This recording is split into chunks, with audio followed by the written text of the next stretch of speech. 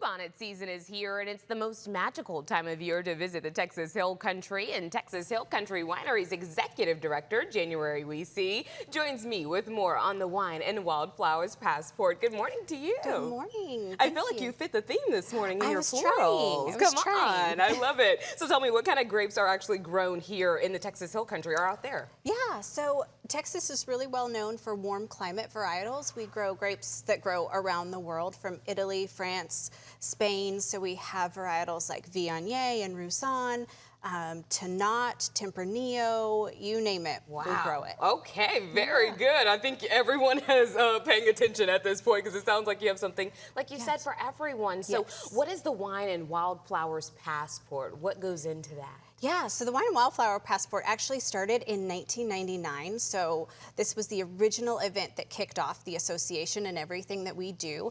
And it is really celebrating the wines of the Hill Country and the wildflowers that are out there. Yes. So you can purchase a pass on the website. You can do a couples or an individual's ticket, and you can visit up to 4 wineries a day. We have over 50 wineries participating.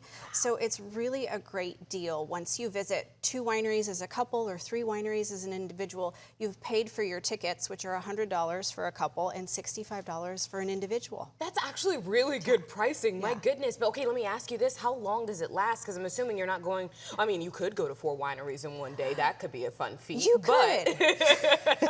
Need a driver. We always recommend a driver. We definitely need a DD. Yes. So the passport, actually, we've just extended it to April 24th. Oh, good. So there's plenty of time. Wonderful. Yes. Okay, guys, if you don't have plans, this is an easy way to fill up your weekends. Now, you brought some wine with you today. So tell me, what are we tasting? Yes, we brought 3 different wines that we actually have on the blog, on the website, that pair with wildflowers, which is super fun. So we brought the Calcaria, which is a Viognier Roussanne blend from K Estate, which is right there on 290, just outside of Fredericksburg. And we brought a rosé from Turtle Creek Vineyard, which is down in Kerrville. They are right there on the water, on the river. It's a beautiful location, surrounded by their estate vineyards. And then we're going to taste the Tornilloc Sangiovese. I love my favorite type of breakfast. Nothing like wine at 9 a.m. Nothing like wine at 9 a.m. Okay, I'm assuming you're kind of a wine connoisseur. And so, tell me, is there a process maybe? Well, so if you're new to tasting wine, or even if you're not, you're going to sip or smell, excuse me. Oh my gosh. It is real early. I can sip right now if you it want me to. It is real early. Sorry, okay, you're going to doing it a little smell. It smells divine. It's so fruity. Wow, so good. And then you're going to swirl. This is my favorite part. Don't you just look professional doing this? Feel so fancy. And then a taste, yes? Yes, and then you're going to taste. Cheers, my girl. Let's see. Wow. Okay, for a red, that is super fruity. It's so smooth and fruity. I love that, because reds usually still have that bite, but the fruitiness kind of tames it a little bit. Okay, look at us. We're diving into wine today. I'm having a good time.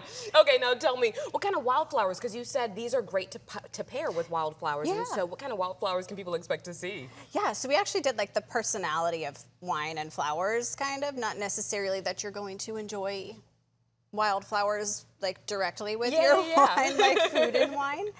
But you'll see everything from bluebonnets, of course, to Mexican hats, Indian paintbrushes, wine cups, which is, come on, the perfect wildflower. I love, very good. Okay, so if viewers are listening right now and they're deciding, okay, which winery should I go to, or how should I make this trip happen, or where can I find more information? Where do they go for all of that? So our website, TexasHillCountryWineries.org, has all the information you can need.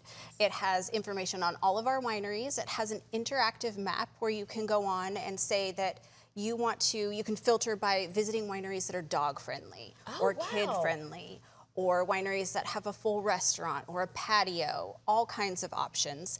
And then there's also where you can sort by what varietals you like. We have a wine style selector tool on the website that links to this app where you put in what flavor profiles you like, how sweet you like a wine, how fruity you like a wine, and it'll tell you what you like. My goodness. Okay, you guys have literally thought of everything, because I was just thinking, how do I rack through 50 different wineries so I know which one is right for me? But you guys already handled it. All right, my girl, let's do one more cheers before you go. Thanks so much for being here. Thank you. Cheers. And you guys, make sure you drink responsibly if you're bopping out there. And of course, thank you for bringing me a little sip this morning. The Wine and Wildflowers Passport goes March 23rd through April 17th with more than 55 Hill Country Wineries participating. Get your tickets and learn so much more online at TexasHillCountryWineries.org.